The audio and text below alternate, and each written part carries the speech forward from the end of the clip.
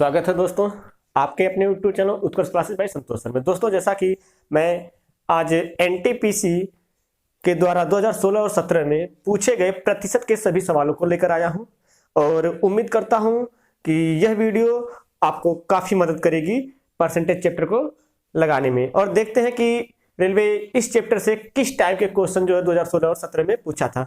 तो इस चैप्टर को देखने से पहले थोड़ा सा हम समझ लें कि परसेंटेज को हम लगाते कैसे हैं।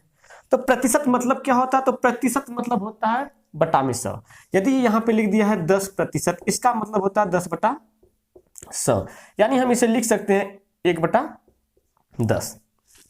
तो बस इतना समझें कि यदि किसी संख्या से प्रतिशत हटाना है तो 100 से भाग देना पड़ेगा, और यदि प्रतिशत लगाना है तो 100 से गुणा करना पड़ेगा। इसके बाद हम समझते हैं कि यक्स को हम कहां पे रखें, यक्स को कहां पे रखा जाता है। तो जैसे सवाल है कि 250 का 10% कितना होगा,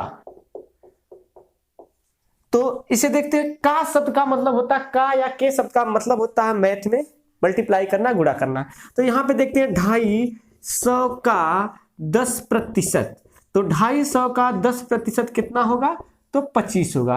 अर्थात सवाल का आंसर आपका है कि भाई 250 का 10% 25 होगा। क्वेश्चन ऐसे भी पूछ सकता था कि 250 का कितना, 250 का कितना प्रतिशत, 250 का कितना प्रतिशत 25 होगा, 25 होगा।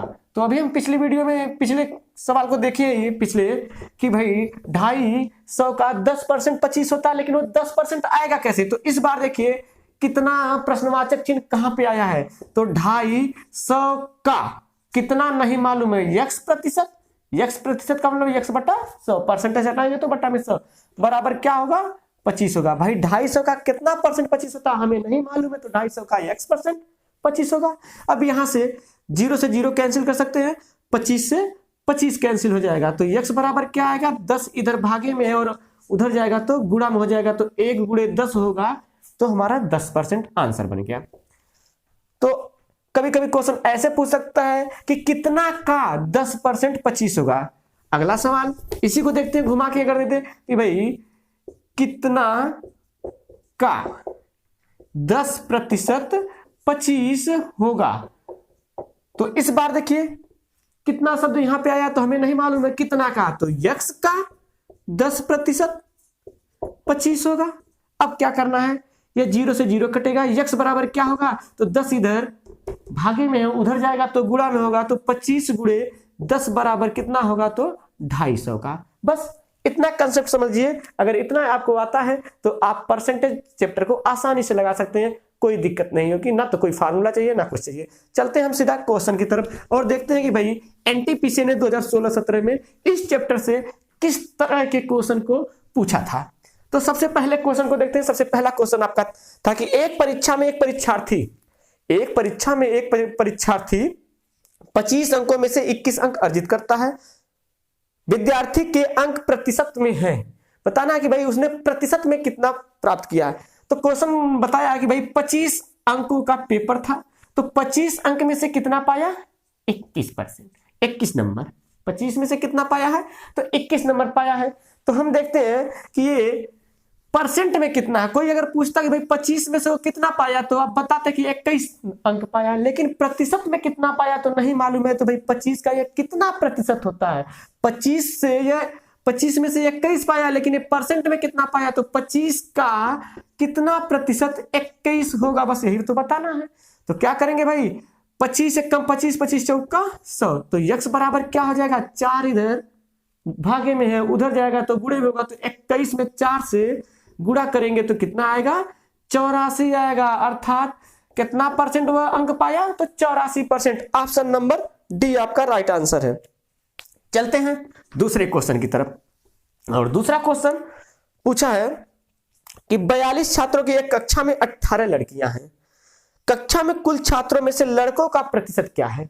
बोला है कि 42 टोटल छात्र हैं। इसमें से बता दिया कि भाई कुछ लड़के हैं और कुछ लड़कियां हैं, कुछ लड़कियां हैं, और लड़कियों के बारे में बताया कि लड़कियों की संख्या कितना है, 18। लड़कियों की संख्या कितना है, तो लड़कियों की संख्या बोल रहा है कि 18 है। यदि 18 लड़कियां हैं तो लड़के कितने हुए, 42 में से 18 माइनस करेंगे, लड़के कितने हो जाएंगे, 24। लड़के कितने हो गए, 24। अब यही चीज पूछा है कि भाई लड़कों का प्रतिशत कितना है, तो 42 में से कितने लड़के हैं, 24 लड़के में, तो इसी को परसेंट में बताना कि भाई 42 का कितना परसेंट, 24 होता है। जितना परसेंट 24 होगा उतने परसेंट होंगे। तो हम आसानी से निकाल सकते हैं कि भाई 42 का कितना प्रतिशत 24 होता है, कितना प्रतिशत 24 होता है। तो जिनको टेबल आएगा देखिए, ऊपर का बराबर के उधर ऊपर से वाले से कटता है और नीचे वाला नीचे से कटता है। यदि कोई चीज इधर गुणा में हो तो उधर जाएगी भाग में, अगर इधर प्लस है तो उधर जाएगी तो माइनस होता है। तो हम इसको देखते हैं भाई कि कितना से कटेगा, तो हम काट सकते हैं इसको आपका 2 से, ये 21 होगा और ये आपका 12 होगा। अब क्या करेंगे, तो x बराबर क्या होगा, तो इधर 12 है। अब देखिए 100 इधर भागे में इधर जाएगा तो गुणे में होगा, और 21 इधर आपका गुणा में है तो इधर आएगा तो भाग में होगा। तो क्या अब आपका बना कितना भाई, 1200। तो 1200 बटा 21। अब हम आंसर ला सकते हैं भाग देके, 21 पच्चे 105 होता है, 21 पच्चे 105, 105 बचा कितना 15, हो गया 150, हो गया कितना 150। तो आगे हम देखते हैं, तो 21 सते कितना होता है, तो 21 सते आपका 147 होता है। 21 सते कितना होता है, 147 होता है। 21 सते 147 बचा कितना 3। अब पॉइंट लगाएंगे तो 21 एक 21, यानी आपका आंसर हो जाएगा 57.1। तो ऑप्शन के हिसाब से इसका राइट आंसर हो जाएगा near about option number C, 57%। 57%। चलते हैं क्वेश्चन नंबर 3 की तरफ, और क्वेश्चन नंबर 3 बोल रहा है, क्वेश्चन नंबर 3 बोल रहा है कि अनुपात 3/12 को प्रतिशत में बताइए। अनुपात 3/12 को क्या बताना है, परसेंट में। भाई 3/12 लिखा हुआ, इसी को प्रतिशत में बताना है। मैं पहले ही बताया हूं, प्रतिशत हटाना है तो 100 से भाग, प्रतिशत लगाना है तो 100 से गुणा। तो हम क्या कर सकते हैं, इसमें 100 से क्या कर दे, गुणा कर दे। तो आसानी से 4 तिहाई 12 और 4 से काटेंगे, ये 25 बार में कटेगा, 3 से 3 ये कट गया, यानी बचा कितना सर, 25%। तो इसका राइट आंसर हो जाएगा option number C, option number C.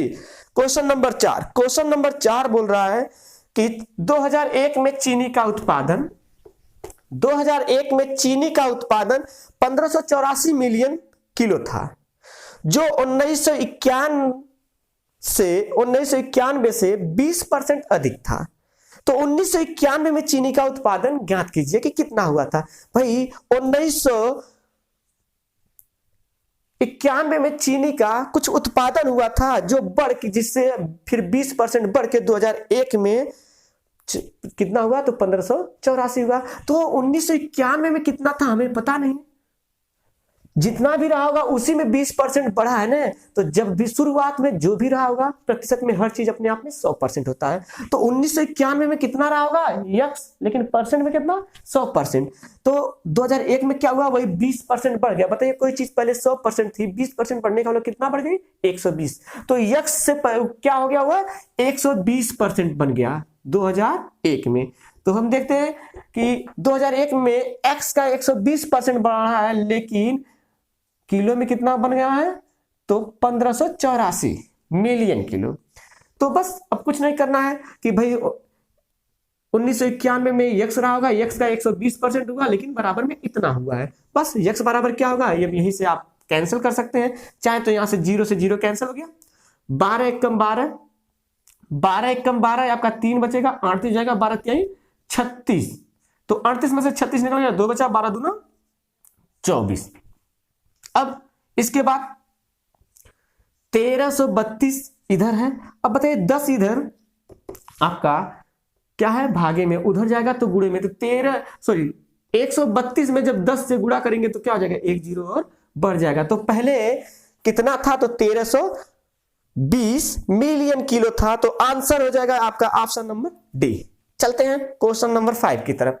Question number 5 जो है आपका, क्वेश्चन नंबर 5 बोल रहा है एक कर्मचारी के वेतन में 30% की वृद्धि की गई, जिससे उसका वेतन 910 रुपया हो गया। बढ़ोतरी से पहले उसका वेतन कितना था? बढ़ोतरी से पहले उसका वेतन अपने आप में कितना रहा होगा? 100%। लेकिन अब क्या हुआ? पहले अपने आप में कितना रहा होगा? परसेंट में 100%। पिछले वाले सवाल को भी हम गुना पे लगा सकते थे, अब सीख लीजिए गुना भी। तो परसेंट में वो कितना रहा होगा? 100%, लेकिन रुपया में कितना था यही हमें पता करना है। भाई शुरुआत में उसका इतना रहा होगा, लेकिन अब क्या हुआ? तो उसके वेतन में 30% की वृद्धि हो गई। पहले 100 था, अब कितना हो गया? 130। जब 30% बढ़ा तो टोटल कितना मिल रहा है उसे? 910। कितना मिल रहा है? 910। तो 0 से 0 काट सकते हैं आप। 13 सतह कितना होता है? 91। कै गुना है? 7 गुना। और परसेंटेज के सवाल में यदि कहीं गुना बन जाए किसी भी वैल्यू का, तो उस सवाल में हर जगह उतना गुना होता है। तो क्या हो जाएगा? हम 100 का भी 7 गुना कर दें तो आंसर क्या बनेगा? 700। कितना आंसर बनेगा? तो 700। पहले उसका वेतन कितना था? 700 था। तो इस क्वेश्चन का राइट आंसर हो जाएगा ऑप्शन नंबर सी। दोस्तों, यदि आप इस चैनल पे नए हैं तो चैनल को सब्सक्राइब करना ना भूलें और बेल आइकन को भी प्रेस कर दें, ताकि मेरी अगली वीडियो जैसे ही आए आपको नोटिफिकेशन तुरंत मिल जाए। चलते हैं क्वेश्चन नंबर अगला, क्वेश्चन नंबर 6। क्वेश्चन नंबर 6 बोल रहा है कि एक टीम 45 खेल जीतती है। कितने? 45 खेल जीतती है। तो जो खेले गए खेलों का 60% था। तो टीम ने कितने खेल खेले? बताया कि एक टीम है वो टोटल 45 खेल खेली, लेकिन जीती कितना? 60%। जीती कितना? 60%। तो कुल कितने खेल खेले थे तो नहीं मालूम है। तो चलिए देखते हैं भाई, कुल खेल कितने थे? कुल खेल का कितना जीती? 60%। लेकिन बराबर में कितना जीती है? 45। तो कुल खेल का 60% बराबर 45 होगा। तो आप यहां से काट सकते हैं। देखिए 15 से कटेगा, 15 तिया 45 और 15 चौका 60 होता है। अब 4 से 100 को काट सकते हैं, 25 बार में कैंसिल होगा। तो कुल खेल बराबर क्या आएगा? कुल खेल एक तरफ रहेगा और अंकों को एक तरफ करें तो 3 इधर पहले से था, 25 इधर भागे में उधर जाएगा तो गुणे में हो जाएगा। तो 25 में 3 से मल्टीप्लाई होगा, यानी उसने कुल कितने खेल खेले थे? तो 75। तो इसका राइट आंसर हो जाएगा ऑप्शन नंबर बी। कितने खेल खेले थे? 75। अगले क्वेश्चन की तरफ चलते हैं दोस्तों, और अगला क्वेश्चन देखते हैं। Question number 7। क्वेश्चन नंबर 7 बोल रहा है कि एक व्यक्ति ऋण अदायगी के लिए प्रति महीने 8,960 रुपए देता है। 8,960 रुपए देता है, जो उसके मासिक वेतन का 28% है। तो उसके मासिक वेतन की गणना कीजिए। उसके मासिक वेतन की गणना कीजिए। बहुत ही इजी क्वेश्चन है। उसका मासिक वेतन अपने आप में कितना होगा? परसेंट में। तो परसेंट में भाई तो 100% होगा ना। परसेंट में उसका मासिक वेतन कितना है? 100%। और यही बताना है कि भाई उसका मासिक वेतन बताओ, जबकि वो क्या करता है? 28% क्या करता है? वह ऋण के रूप में अदा करता है डेली। ठीक है, तो 28% अदा करता है, लेकिन रुपए में कितना अदा करता है? 8,960 रुपया। तो देखते हैं कितना गुना हो रहा है। तो गुना निकालने के लिए क्या करते हैं भाई? इससे इसमें भाग देते हैं। तो हम ये चीज भाग दे सकते हैं। अगर हमें देना है तो हम 14 से भाग दे सकते हैं। तो 14 दूना 28 होता है, और इसमें 14 25 70, 14 छक 84। 84 कैंसिल हो गया तो बचा कितना? 5। तो कितना हो जाएगा? 56। तो 14 चौका 14 चौके 56। तो कितना बार में कटा? 640। फिर 2 से काट देते हैं तो कितना हो जाएगा आपका? 320। तो कितना गुना है? 320 गुना है। तो हम 100 का भी 320 गुना कर देंगे तो इसमें 2 जीरो बढ़ जाएंगे, यानी उसका मासिक वेतन कितना था? तो उसका मासिक वेतन आपका था 32,000। उसका मासिक वेतन कितना था? तो 32,000। ऑप्शन नंबर डी इसका राइट आंसर हो जाएगा, ऑप्शन नंबर डी। आप इस सवाल को आसानी से बिना गुना पे भी लगा सकते थे कि भाई कुल वेतन का 28% खर्च करता है, लेकिन बराबर में कितना खर्च करता है? तो 8,960 खर्च करता है। तो कुल वेतन बराबर क्या हो जाएगा? कुल वेतन बराबर क्या होगा? तो कुल वेतन बराबर वही होगा 8,960। अब ये जाएगा तो उधर पलट के जाएगा, यानी जो चीज भागे में वो गुणा में, जो चीज गुणा में वह भागे में हो जाएगी। तो 100/28 तो वही करेंगे। अब यहां से 28 से ये कटेगा तो 28 से कटेगा 320 बार में कटेगा। तो फिर कुल वेतन बराबर हो जाएगा आपका 3200।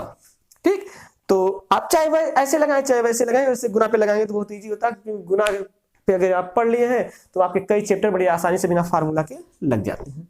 चलिए चलते हैं क्वेश्चन नंबर 8 की तरफ। क्वेश्चन नंबर 8 बोल रहा है कि सुमित ने 60 प्रश्नों वाली गणित की एक परीक्षा में 75% अंक प्राप्त किए, तो उसने कितने प्रश्नों के गलत उत्तर दिए? बताइए, 60 प्रश्नों वाली परीक्षा में उसने क्या किया था भाई? 75% अंक प्राप्त किए, तो उसने कितना गलत किया था? तो कुछ नहीं, हम देख लेते हैं भाई।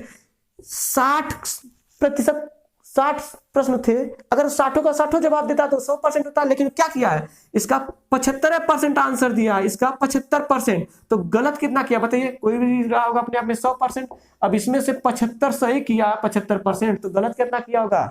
25%। तो देखते हैं 60 का 25% कितना होता है, तो इसको काट सकते हैं 1/4, और 4 से इसको काटेंगे तो कितना हो जाएगा? 15। अर्थात उसने 60 का 25% गलत आंसर दिया था, लेकिन संख्या में कितना गलत दिया? 15, क्योंकि 75 सही किया है तो 25% गलत किया होगा। तो इसका राइट आंसर हो जाएगा ऑप्शन नंबर बी। चलिए दोस्तों अगले क्वेश्चन की तरफ चलते हैं, और अगला क्वेश्चन बोल रहा है कि नई सरकारी नीति में प्याज के मूल्य में 35% की वृद्धि की जाती है। एक व्यक्ति को प्याज की खपत को कितने प्रतिशत कम कर देना चाहिए ताकि उसके व्यय पे कोई प्रभाव न पड़े? ताकि उसके व्यय पे कोई प्रभाव न पड़े। तो इस सवाल को बहुत आसानी से लगाते हैं हम लोग। बहुत सी किताबों में दिया हुआ कि एक्स और वाई मानते हैं और फार्मूले पे लगाते हैं। तो कुछ नहीं करना है, हमें 100 पे चलना। 100 गुणे 100 बराबर कितना होता है? तो इतना होता है, बराबर इतना होता है। क्या है कि भाई यह मूल्य है, यह मूल्य है, यह आपका खपत है, बराबर क्या होता है? खर्चा, बराबर खर्चा होता है। तो बताइए मूल्य में क्या हुआ? अब देखिए मूल्य भी अपने आप में पहले 100%, खर्चा खपत भी अपने आप में 100%, तो जब इसका मल्टीप्लाई करेंगे तो ये भी इतना परसेंट बनेगा। तो कुछ करना नहीं है, क्वेश्चन बहुत इजी है। अब बताइए मूल्य में क्या किया गया? 35% की वृद्धि, तो पहले 100 था मूल्य, अब कितना हो गया? तो 135 हो गया। खपत को कितना कम किया जाए कि खर्चा अप्रभावित रहे, यानी खर्चा कितना रहे? इतना ही रहे। हमें नहीं पता है तो हम मान लेते हैं कि यक्स खपत अब कितना है? यक्स है, तो बराबर यह आपका आया है। तो यक्स बराबर क्या होगा? तो यक्स बराबर होगा आपका बटा 135, बटा में 135। 5 से काट देते हैं, 5 दूना 10, और 5 से इसको काटते हैं, 5 दूना 10, अब 5 साते 35। ठीक, इसके बाद अब फिर हम इसको 3 से काट सकते हैं। तो जब इसको आप कैलकुलेशन करेंगे, जब काटेंगे तो आपका लगभग कितना आएगा? 74%। कितना आएगा? 74%। जब 74% आएगा तो बताइए यहाँ पे कितना आ रहा है? यक्स का वैल्यू 74। यक्स का वैल्यू कितना लिखेंगे यहाँ पे हम? 74। तो ये बताइए पहले कितना था? 100, अब कितना हो गया? 74। तो कितना कम है? तो लगभग आपका कितना, ये अगर 74 हो तो कम कितना है 100 से? 26। तो इसका राइट आंसर हो जाएगा कि 26% की कमी हुई है, 100 की जगह 74 दे रहा है। चलिए क्वेश्चन नंबर अगला, क्वेश्चन नंबर 10। क्वेश्चन नंबर 10 बोल रहा है कि एक छात्र ने 6 विषयों में 470 अंक प्राप्त किए। यदि प्रत्येक विषय में अधिकतम अंक 100 हैं तो उसके अंकों का प्रतिशत ज्ञात कीजिए। उसके अंकों का प्रतिशत ज्ञात करना है। बहुत ही इजी क्वेश्चन है, क्वेश्चन बहुत आसान है। बोला कि भाई 6 विषय हैं और सभी में कितने नंबर हैं? तो 100 नंबर है। अच्छा बताइए 6 विषयों में 100 नंबर मिलते होंगे तो मतलब कुल कितने नंबर होंगे? पूर्णांक टोटल 600 होंगे। अब 600 में जो लड़का है वो कितना पाया है? तो वह 470 पाया है। कितने में से? 600 में से 470 पाया है। लेकिन पूछा परसेंट में कितना पाया है, तो 600 का कितना परसेंट 470 होता है? 600 का कितना प्रतिशत 470 होता है? यही तो करना है भाई। नंबर में 600 से इतना, 600 में 470 पाया, लेकिन परसेंट में कितना पाया है? तो भाई 470 कितना परसेंट होता है? तो यक्स परसेंट होता है। 2 को 0 से 2 को 0 कैंसिल हो गया, तो यक्स बराबर क्या होगा? 6 इधर गुणा में उधर जाएगा तो भागे में, तो 470 में 6 से भाग देंगे तो कितना बार जाएगा? 6 सत्ते 42, 6 सत्ते 42, बचा कितना है आपका? 5 बचा, तो 50 हो गया। 6 बटे 48, अब कितना बचा? 2 बचा, 10 में लग जाएगा 0, छत्रिक 18 आपका आएगा 78.3, आगे भी 3 ही आएगा, यहां पे भी रुक सकते हैं, इतने पे आपका आंसर बन जाएगा ऑप्शन नंबर सी 78.33 आपका राइट आंसर है। चलिए दोस्तों चलते हैं अगले क्वेश्चन की तरफ।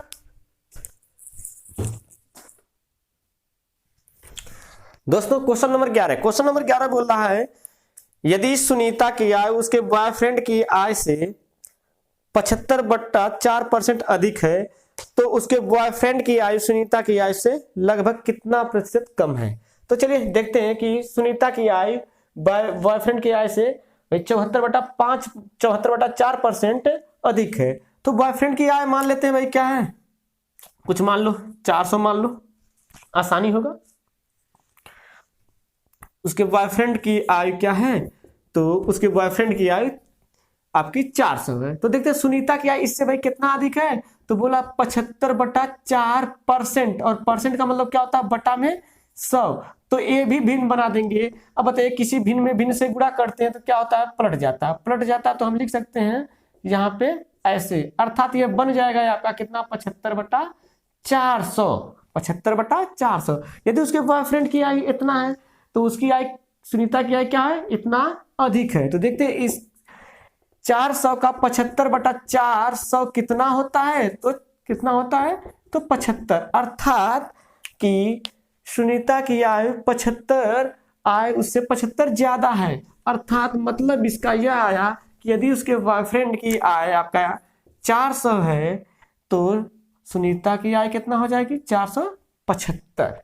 तो ये बताइए ये तो उसके बॉयफ्रेंड की आय है, ये उसकी आय है, तो बताइए बॉयफ्रेंड की जो आय है क्या है इससे कितना कम है। तो भाई रुपया में तो 75 कम है, लेकिन पूछा परसेंट में कितना कम है, तो भाई 475 का कितना प्रतिशत 75 होता है, जितना कम होगा वही तो प्रतिशत में बनाना पड़ेगा।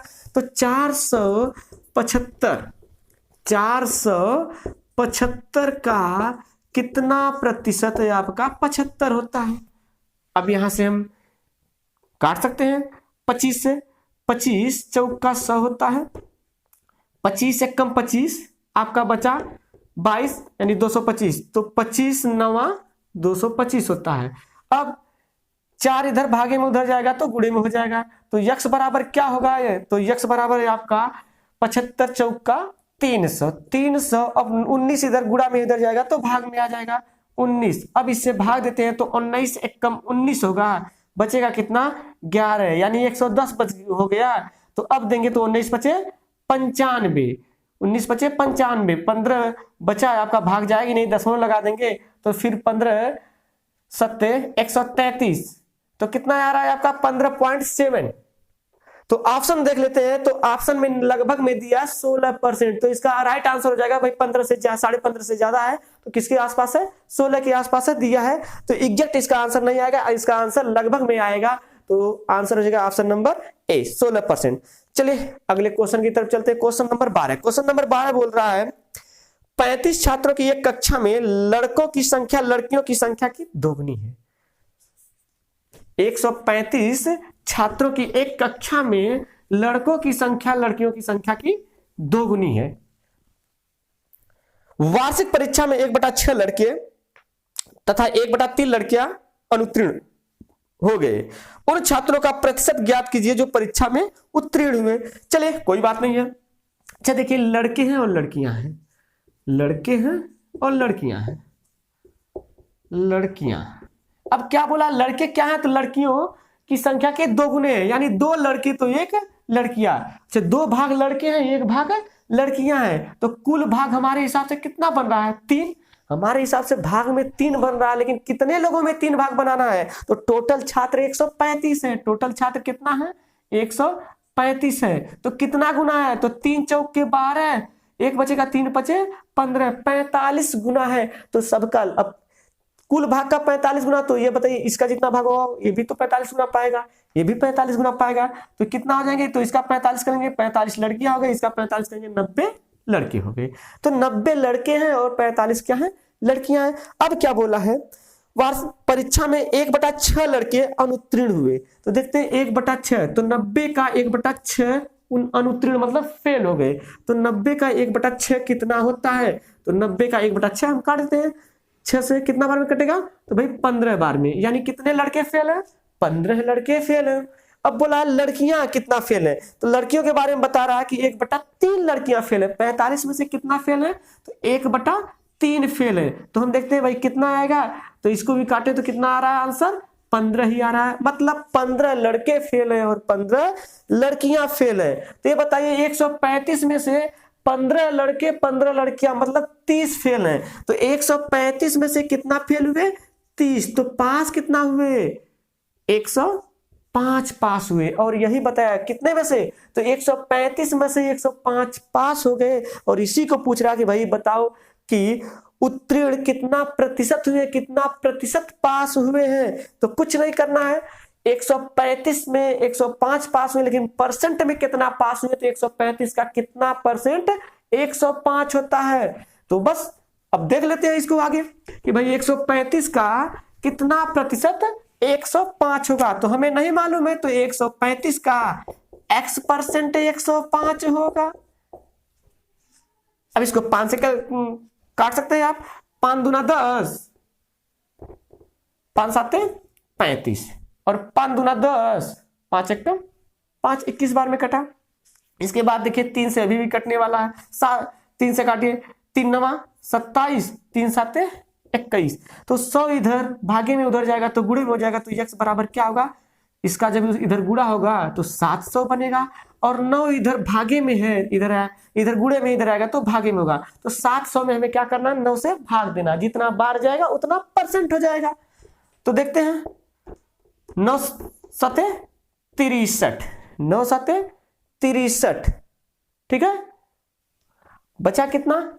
7 बचा। तो 70 फिर बन गया, फिर 9 सते 63, ठीक है। तो 77 पॉइंट समथिंग आगे जाएगा, 77 पॉइंट कुछ बनेगा। तो आपका ऑप्शन दे रहा है ऑप्शन नंबर डी। पूरे सवाल लगाने की जरूरत नहीं, आप ऑप्शन से आधे सवाल लगाएं और ऑप्शन से देख ले, ज्यादा आपको आपका समय बच जाएगा पेपर में। क्योंकि पूरा हल करने से मतलब नहीं, अगर आधा हल करने पे आंसर बन जा रहा तो हम पूरा अपना समय खराब न करें, अगले सवाल पे वो टाइम दे देंगे।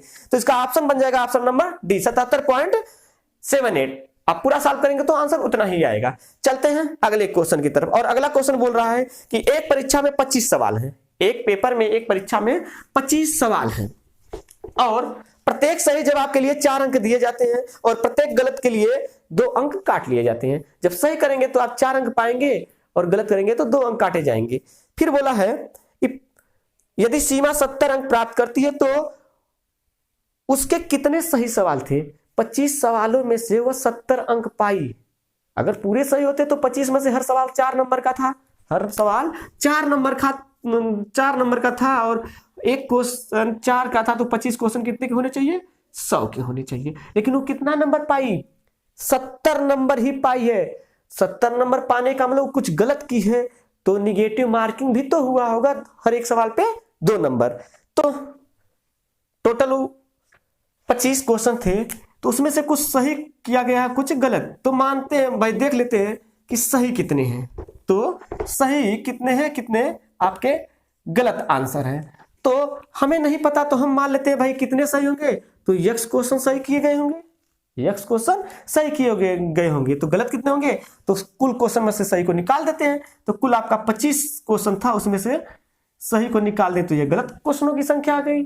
ठीक, अब इसके बाद क्या होता है? तो नंबर कितना पाई है? तो कुल जितना सही की होगी सब पे 4-4 नंबर पाई होगी। फिर जो गलती उससे हुआ उसके 2-2 नंबर कटे होंगे और सब मिल के तब बराबर में कटने के बाद उसके 70 नंबर बचते हैं। तो भाई इतने क्वेश्चन किए, सही की थी, इस पे 4-4 नंबर पाई तो कुल इतने नंबर हो गए। इतने क्वेश्चन वह गलत की थी तो इस पे 2-2 नंबर मिले। तो ये 2-2 नंबर क्या हुए? उसके माइनस हुए कुल सही नंबरों में से। तो इसको घटा देते हैं तो बराबर में कितने बचते हैं उसके पास? 70 नंबर। तो ये आपका हो जाएगा 4x माइनस, इसका गुणा कर लें। देखिए पहली चीज, जब माइनस का गुणा इसके अंदर करेंगे तो ये क्या हो जाएगा आपका? ये 25 माइनस बनेगा, ये प्लस बनेगा। ठीक, तो 25 माइनस बनेगा तो हम सीधा इसको हटा के अब इसको पहले हल ही कर लेते हैं इसी को। तो ये आपका प्लस हो जाएगा, ये आपका माइनस हो जाएगा। इस चीज को ध्यान देना। तो अब क्या होगा? तो यहाँ पे 50 बनेगा, -50। अब ठीक है, -50 और ये क्या होगा +2x बराबर में 70। तो 2x और 4x मिलके 6x बराबर 70। अब 50 इधर माइनस है, उधर जाएगा तो प्लस हो जाएगा, प्लस हो जाएगा। तो क्या होगा 6x बराबर आपका 120। तो x बराबर कितना आ गया 20। यानी उसने कितने सही प्रश्नों के आंसर दिए थे, तो 20 प्रश्नों के सही आंसर दिए थे। इसका राइट आंसर हो जाएगा ऑप्शन नंबर सी। चलिए दोस्तों चलते हैं अगले क्वेश्चन की तरफ। दोस्तों अगला क्वेश्चन है कि एक कपड़े का पर्यवेक्षक कपड़े का 0.09% भाग त्रुटि होने के कारण खारिज करता है। जब भी किसी कपड़े में 0.09% की त्रुटि मिल जाएगी जब कपड़ों में, तो एक कपड़ा जो है रिजेक्ट करेगा। तो बोला 18 कपड़े खारिज करने के लिए, रिजेक्ट करने के लिए उसे कितने कपड़ों की जांच करनी पड़ेगी। तो चलिए देखते हैं कि एक कपड़ा कब रिजेक्ट होता है, जब त्रुटि 0.09% होती है। तो दशमलव को हटा लेते हैं तो हम इसे लगा सकते हैं कि भाई ये 9 बटा क्या है 10, 9 बटा क्या है 100। दशमलव हटाने का मतलब इतना परसेंट है, और परसेंट हटाएंगे तो भी बटा में क्या आएगा और 100 आ जाएगा। यानी कितना हो जाएगा बटा में इतना हो जाएगा कि भाई एक कपड़ा रिजेक्ट तब करेगा जब इतना उसे गलती मिलेगा। तो 18 कपड़ा को रिजेक्ट करने के लिए भाई एक कपड़ा इतने में होता है, तो 18 कपड़ा के लिए कितना रिजेक्ट करना पड़ेगा, कितने कपड़े की जांच करना पड़ेगा। तो कुछ नहीं, हम 18 में, ये एक का वैल्यू है ना, तो 18 में कितना होगा, तो हम इसमें 18 में इससे भाग दे देते हैं।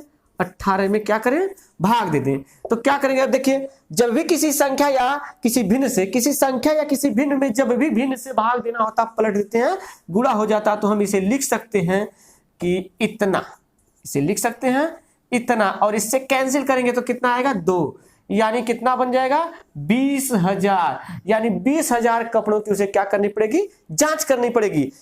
दोस्तों चलते हैं अगले क्वेश्चन की तरफ। Question number 15।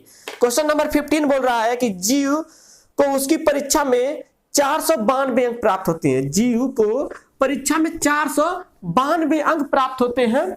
यदि उसको 12 अंक और अधिक प्राप्त होते, यदि उसको 12 अंक और अधिक प्राप्त होते तो उसके प्राप्त अंकों का प्रतिशत 84 होता। वह उसकी परीक्षा में अधिकतम कितने अंक प्राप्त कर सकता था। बोल रहा है कि भाई वह ज्यादा से ज्यादा कितना नंबर ला सकता था, तो जितने अंक का पेपर होगा, तो परसेंट में कितने अंक का पेपर होता है अपने आप में 100%। तो ज्यादा से ज्यादा वह क्या कर सकता था, तो ज्यादा से ज्यादा वह 100% अंक ला सकता था। लेकिन बताया क्या कि वह कितना नंबर लाया है, तो वह नंबर कितना लाया है, तो 492। लेकिन अगर वह 12 नंबर और पाता, अगर 12 नंबर वह और पाता तो नंबर कितने होते, तो नंबर आपके होते 504 नंबर।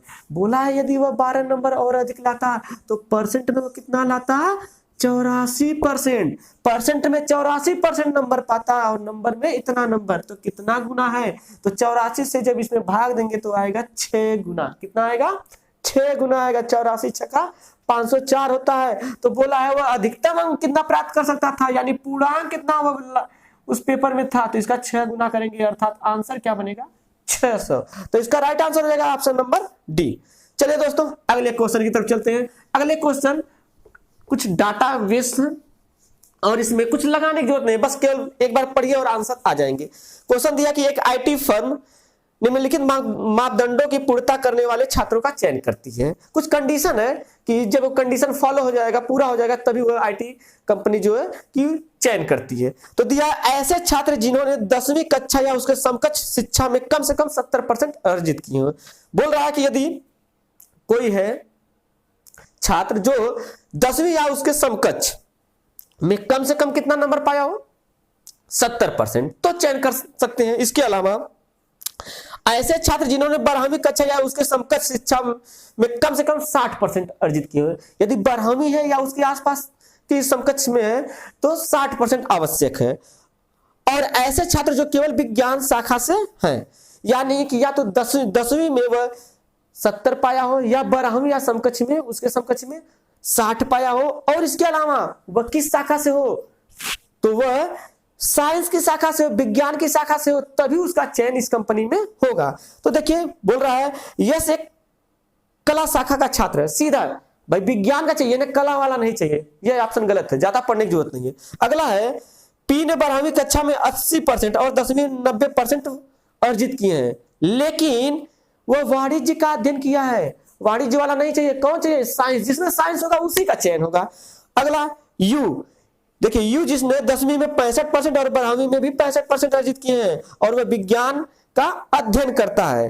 भाई देखिए 10वीं में कितना परसेंट चाहिए, तो 70% चाहिए, लेकिन कितना लाया है, 65% लाया है। विज्ञान का तो छात्र है, लेकिन वह 10वीं वाली पहली कैटेगरी जो पहली शर्त है उसे पूरा नहीं कर पा रहा, अर्थात इसका भी चयन नहीं कर सकते। ऑप्शन नंबर सी, जी ने कक्षा 10 में 75%, 12वीं में 65% अर्जित किए हैं और विज्ञान का अध्ययन करता है। तो यह चयन, इसी का चयन निश्चित रूप से होगा, क्योंकि 10वीं में 70 से अधिक चाहिए तो 75 है, 12वीं में 60 से अधिक चाहिए 65 है, और कला का छात्र होना चाहिए तो यह कला का छात्र है। तो इसका राइट आंसर हो जाएगा ऑप्शन नंबर डी, इसका राइट आंसर हो जाएगा ऑप्शन नंबर डी। चलिए दोस्तों अगले क्वेश्चन की तरफ चलते हैं। Question number 70। एक कंपनी उन उम्मीदवारों को नियुक्त करती है जो निम्नलिखित मापदंडों को संतुष्ट करते हैं। पहला है, जिस उम्मीदवार ने कक्षा 10 या इसके समतुल्य में न्यूनतम 80 अंक प्राप्त किए, यानी 10वीं में कितने चाहिए, तो 80% अंक चाहिए, 10वीं में 80% चाहिए। फिर 12वीं या उसके समतुल्य में 85, या 12वीं है या उसके समतुल्य तो कितना अंक चाहिए, 50, उसमें 85 चाहिए। इसके अलावा बोला है कि जो उम्मीदवार वाणिज्य भूमि से नहीं है, जो वाणिज्य भूमि से नहीं है, यानी वाणिज्य भूमि से नहीं होना चाहिए, वाणिज्य भूमि से नहीं होना चाहिए, जो इसमें नहीं होगा उसी का चयन होगा। तो देखते हैं ऑप्शन नंबर ए, जितेश विज्ञान का छात्र है और उसने 12वीं में 70%, कितना चाहिए भाई, 85 चाहिए, तो पहला वाला तो गलत है। इसके बाद अगला है, जिग्नेश ने 12वीं में 80%, आगे पढ़ना ही नहीं है क्योंकि 85 चाहिए, 12वीं में 85 चाहिए। अगला ऑप्शन देखते हैं, जयेश ने 10वीं में 75%, गलत, कितना चाहिए, 80 चाहिए। अगला है जिग्नेश, ऑप्शन नंबर डी में गलती कर दिया, जिग्नेश की जगह कोई और नाम होना चाहिए। जिग्नेश ने 12वीं कक्षा में 80% और 12वीं में 80% और 10वीं में 88% अर्जित किए हैं तथा वह विज्ञान का छात्र एवं अभिनय कौशल भी है। तो देखिए भाई इसका राइट आंसर हो जाएगा ऑप्शन नंबर डी, क्योंकि इन सभी में तो वैसे किसी ने क्राइटेरिया को पूरा नहीं किया, लेकिन इन सभी में सबसे बेहतर कौन है, तो ऑप्शन नंबर डी जिग्नेश, क्योंकि उसने क्या किया है, उसने 10वीं में 88 पाया है और 12वीं में 80% पाया है। लेकिन एक और है कि वह क्या कर रहा है, वह विज्ञान का छात्र है, वह विज्ञान का छात्र है। तो इसका राइट आंसर हो जाएगा ऑप्शन नंबर डी, क्योंकि इन सभी में किसी का चयन करने के लायक नहीं है। या तो इसको सुधारें, 12वीं में क्या कर दें उसे 80 की जगह, 12वीं में 80 की जगह आप 85 बना लें, या ऐसे, या तो वरीयता क्रम के आधार पर सबसे बेस्ट कौन सा है, तो ऑप्शन नंबर डी है। तो आंसर हो जाएगा ऑप्शन नंबर डी। चलिए दोस्तों, तो आज हमने देखा परसेंटेज के क्वेश्चन जो एनटीपीसी के द्वारा पूछे गए थे। अगले पार्ट में मैथ के कोई और चैप्टर को लेके आएंगे और संभवतः प्रॉफिट लॉस को लाया जाएगा जो एनटीपीसी के द्वारा 2016 और 17 में पूछे गए हैं। तो यदि दोस्तों वीडियो आपको पसंद आई हो तो लाइक, शेयर और सब्सक्राइब करना न भूलें।